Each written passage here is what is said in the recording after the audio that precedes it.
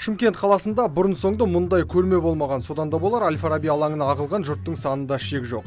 Себебі еңбектеген баладан еңкейген қарияға дейін көрмеден керегін таба алады. Мәселен, жастар спорттық үлгідегі көліктерді тамашалап, тіпті мініп көру мүмкіндігіне ие болды. Сондай-ақ ескі машиналарға да таңданып жатқандар табылды. Бұндай көлік шамамен өзің ойыңша қанша тұрады деп ойлайсың? Қазір замандардан қымбат тұрады әрине, бірақ ретро дейді ғой. Жалпы сенде болса сататын ба едің, қаншаға сататын едің? Егер менде бұндай машина болатын болса, мен сатпас едім. Ал 1932 жылы шыққан мына көлік Fiat 508 Balilla деп аталады. Қазіргі иесі машинаны 2010 жылы сатып алған. Ол кезде көліктің тек қаңқасы болыпты. Сөйтіп қыруар қаржы мен ерен еңбектің арқасында Fiat екінші рет өмірге келген. Оны осы қалыпқа келтіру үшін тура 5 жыл уақыт жұмсалыпты. Я был в Бишкеке.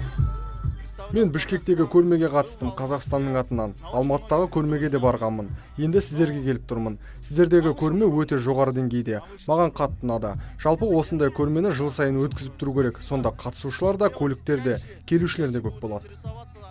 Ерекше форма киіп, қару асынған күзетшілер бұл күні ел назарын өзіне аударды. Себебі АТС және патруль агенттігінің қызметтік көліктері Голливудтың киноларын еске салады. Олармен естелік суретке түсу үшін қала халқы ұзын сонар кезекке тұрды. Бұл жалпы форма көрмеге арналған ба, әлде негізі осылай киім жүру керек па сіздерге? Осылай ғой. Осылай ма? Көлікті өзі арнайы сатып Арнайы.